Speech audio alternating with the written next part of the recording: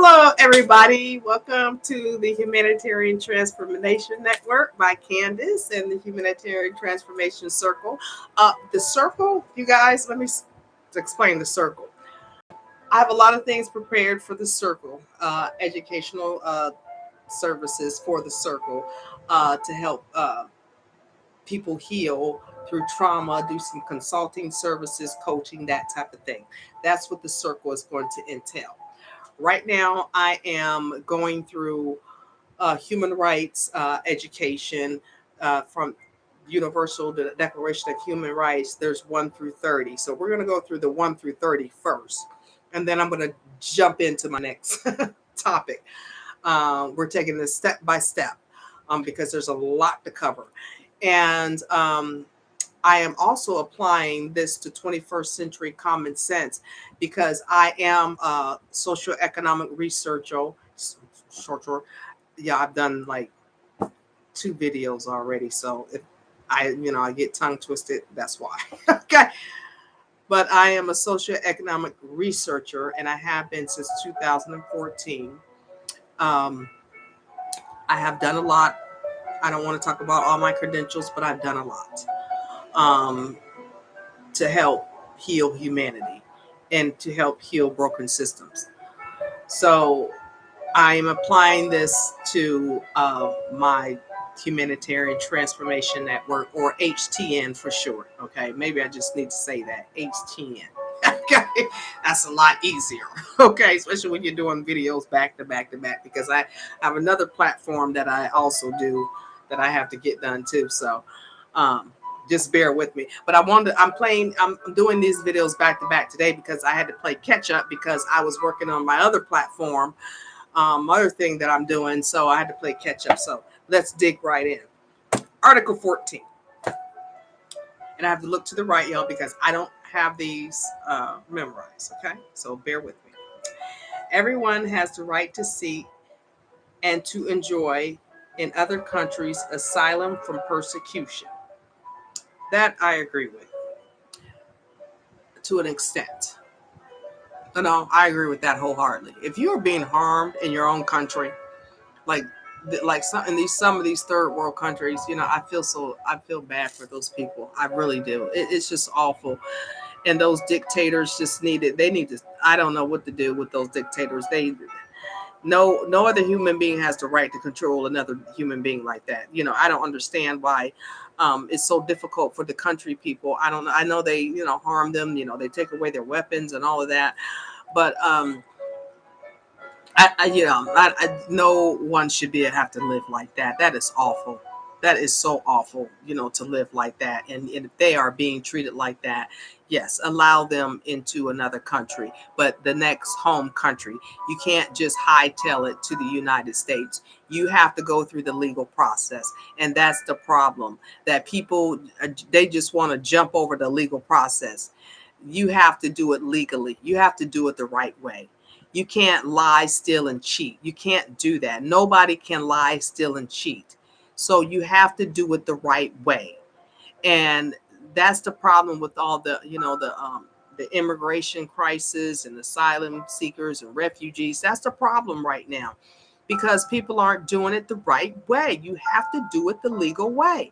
If you break the law, you break the law.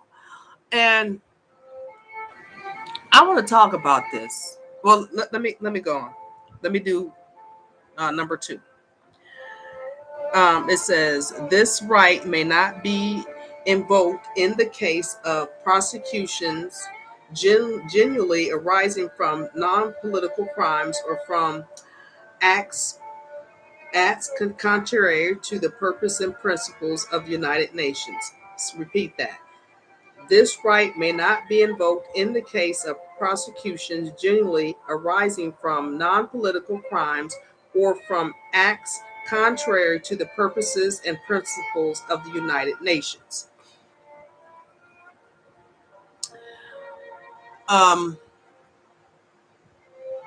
Let's talk about this. Let's elaborate on this. Because people have to do things legally. And I want to talk about this. And this may make a lot of people upset, but these are facts. These are facts. Now I understand if they're in a country and there's war going on and you have no leg to stand on whatsoever, by all means, you deserve to hightail it to the next country of entry and to seek safety for you and your family. You have the right to do that. I wholeheartedly agree, especially mother with children.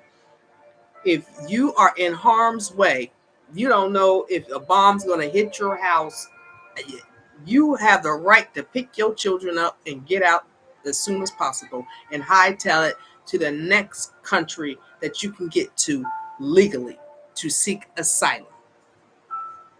Now, if you are in a country that has no war going on, that you just have drug cartels, that's no reason for you to seek asylum in any other country, because United States have over I don't even know how many drug cartels in the United States. So that's no reason for people to seek asylum or try to migrate to another country because you have a drug cartel. That gives you no reason to do that. Okay, what needs to happen is the country people need to band together to fix their own countries. What needs to happen. Okay, so I don't understand why people think because they have drug cartels that they need to seek asylum in another country. No, you don't. That gives you no right. You just don't like your country. But guess what? That's where you were born. You were like, I was born here. You're born in the country that you're born in. And just because, it is the way it is, it's not a reason for you to flee your country, especially if there's no wars going on. Nothing like that. A major crisis is a war or a natural disaster like a hurricane wipes out the country, or tornadoes. Those natural disasters. Natural disasters are very important. If that is happening, it happened in your country, yes, of course, go to the next country of entry. But you have to do it correctly and you have to do it legally. You just don't hide. You don't just skip over 4 countries of entry and just hop over to the United States. You can't do that. That's illegal. Do it the right way. Stop lying. And I don't care what country you are in. Stop doing criminal activity illegally. If you do it legally the right way, then you possibly are going to make it through. Okay? But if you do it illegally, you're not going to make it through. Because what's happening is, how many people do y'all think can flood into the United States? Next, what's going to happen in the United States system is, our wells, matter of fact, the well is running dry. Money is running dry. Land is running dry. Housing is running dry. Social Security is running dry. And then the next thing you know, United States is going to become a third world country. Then where are you going to go? Then where we're all going to go? A lot of people aren't thinking you can't keep flooding into a country. Eventually, that country is going to crash and burn. And this is exactly what's happening.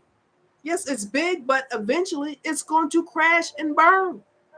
Because that's why they're talking about what is that? Climate control.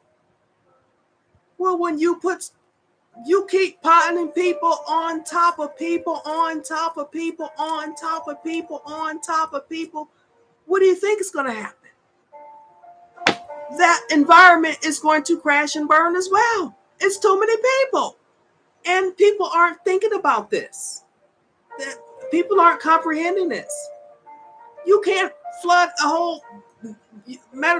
Matter of fact, you flood the whole road into the United States. What do you think is going to happen to the United States?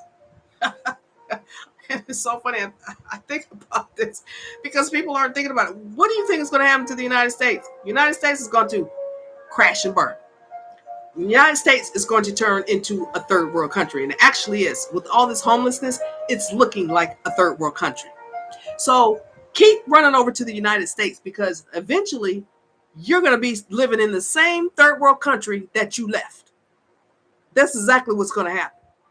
That's why a lot of Americans are I was talking to someone, a lot of Americans are moving out of the United States because they see what's happening. A lot of them are, we got to get out of here because everybody's flooding into the United States, not noticing that United States is starting to become a third world country because everybody wants to come to the United States. But guess what? It's about to burn and crash. The services, the social services. How many people do you think the United States can take care of? You can't take care of all these people. It's too many people. They keep coming. They keep coming. They keep coming. They keep coming. How many people do you think the United States can take care of? Then you guys need to look up the debt clock, the national debt clock in the United States, and it's growing and growing. The more people flood into the United States, the higher. It's already in the I think the trillions. Next thing that's going to be in the quadrillions. Okay.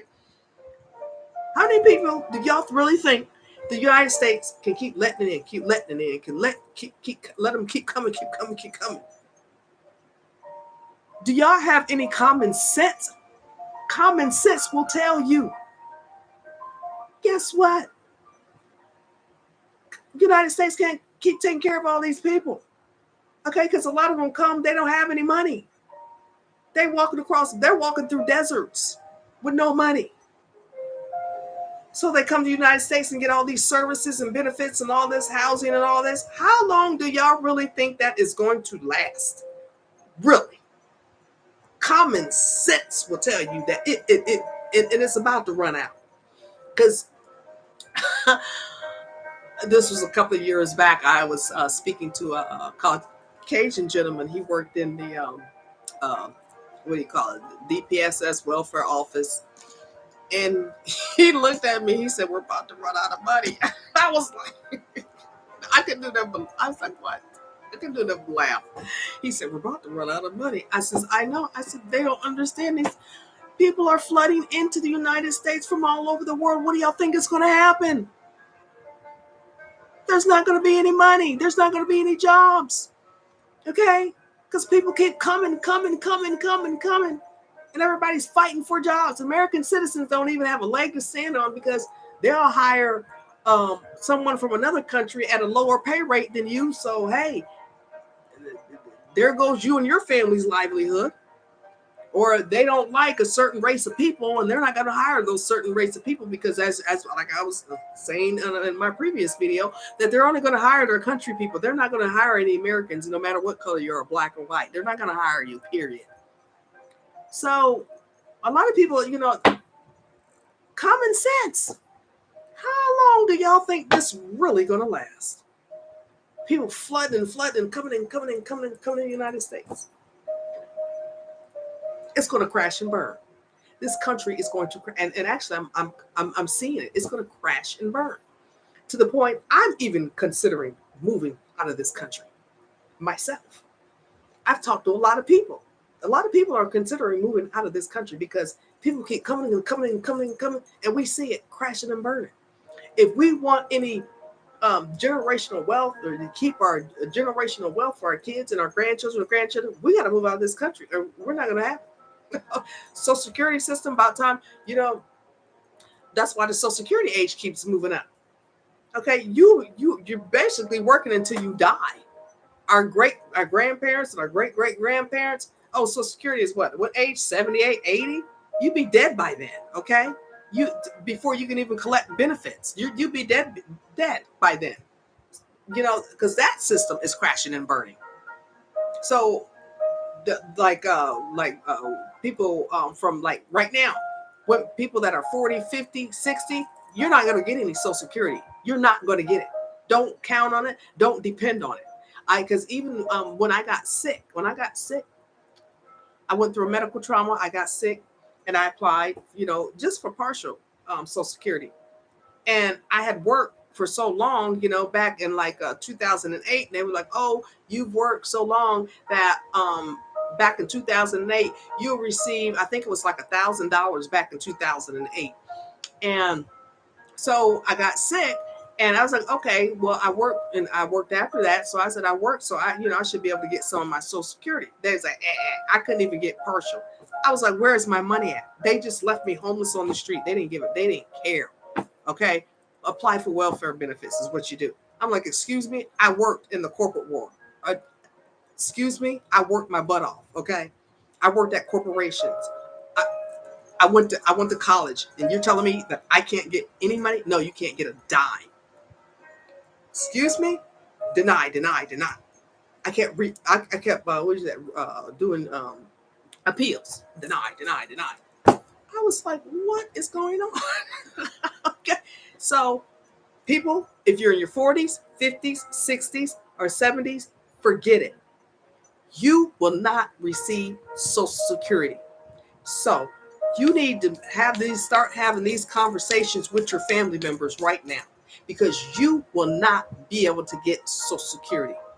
And what they are doing, they are letting go of the older generation and bringing in the newer generation, paying them lower incomes and getting rid of you so they won't have to pay you your pension and your Social Security. This is what they're doing in this day and age. So if you're 40, 50, 60, and 70, forget it. Social Security is out the window.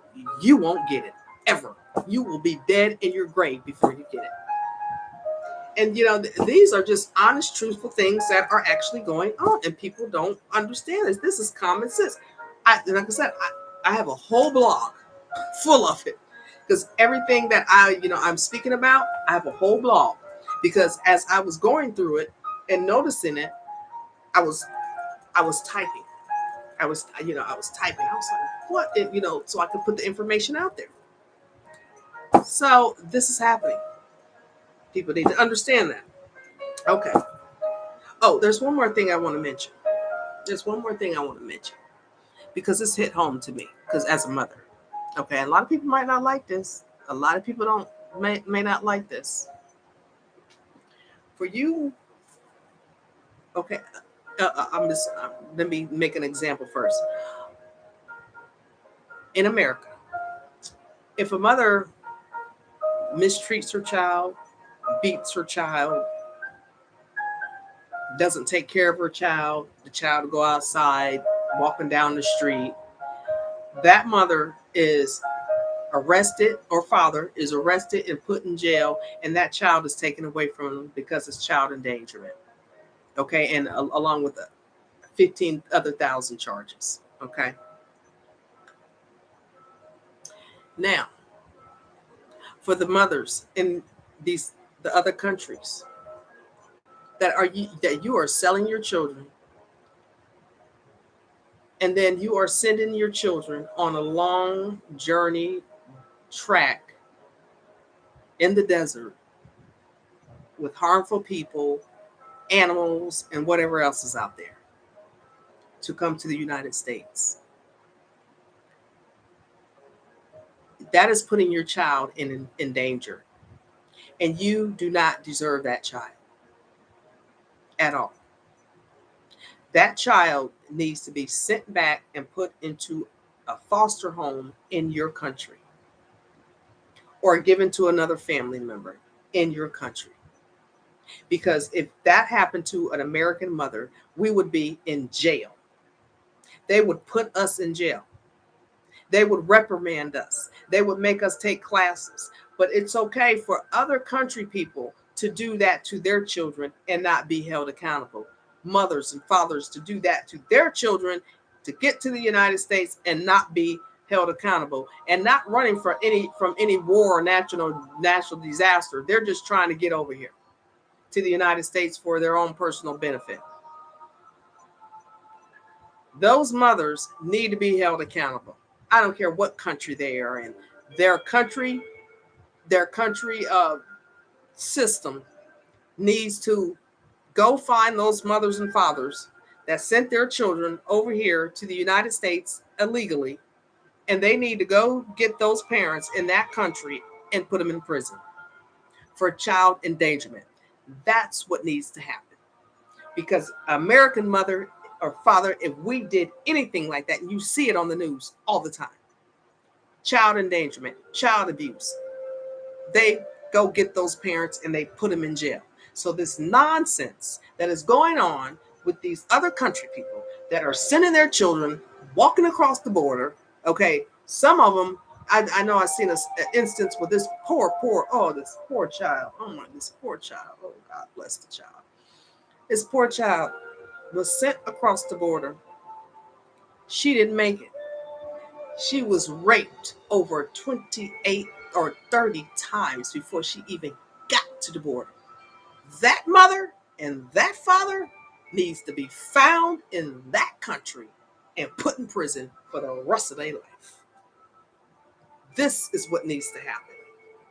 These mothers are getting free passes in these other countries, and it's not fair to American mothers, because if we do something, oh, we're going straight to jail. Okay?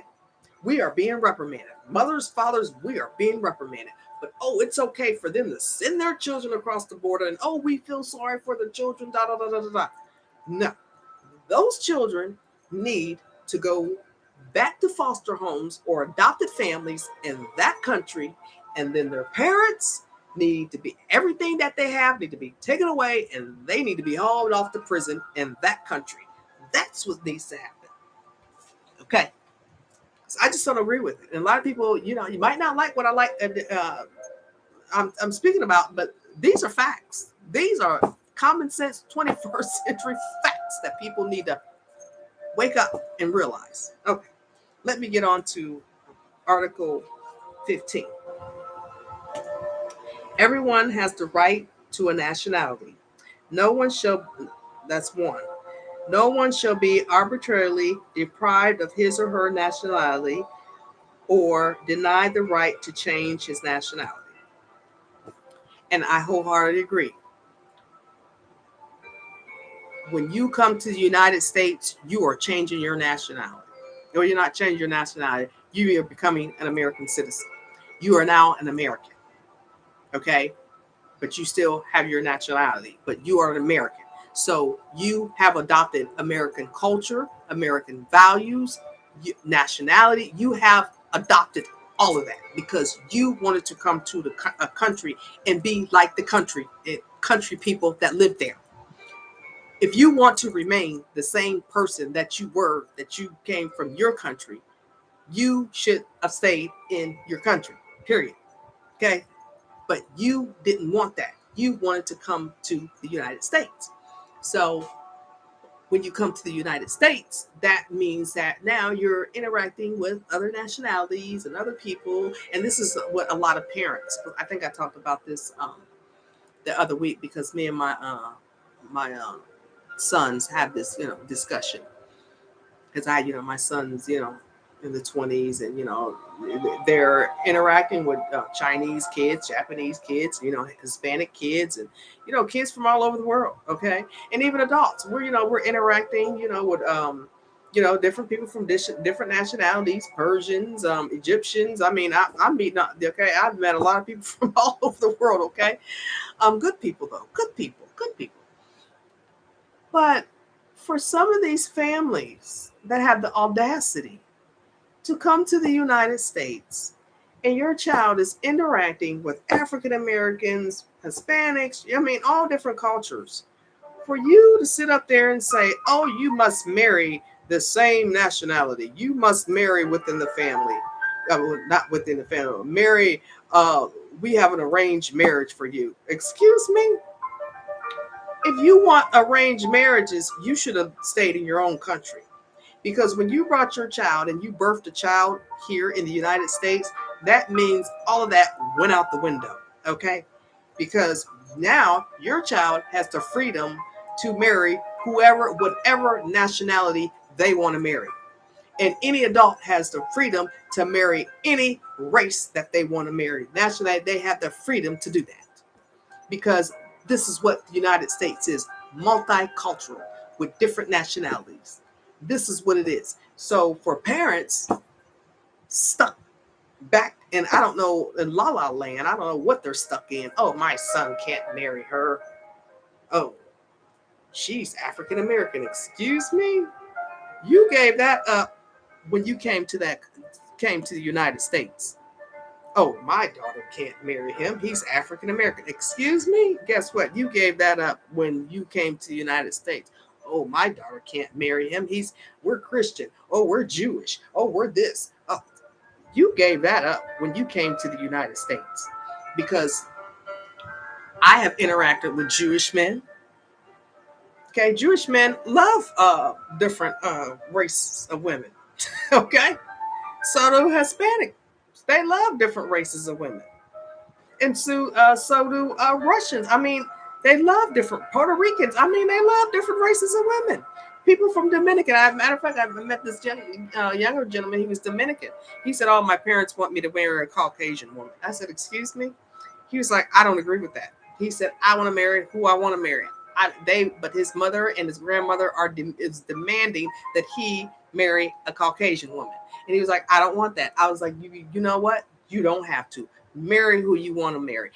I tell him, you tell your grandmother and your mother if they wanted you to stay, stay within your Dominican race, they should have stayed in the Dominican Republic. When they brought you here, I mean, he went to school. He went to middle school, high school, middle school, high school. He went to school with different nationalities of people. And he doesn't want to marry within that Dominican race. He doesn't want to. So, excuse me, okay, a lot of y'all parents are just ruining your children because your children don't want to do what you want them to do. Marry who you think is right for them. They should be able to marry who they think is right for them in their heart.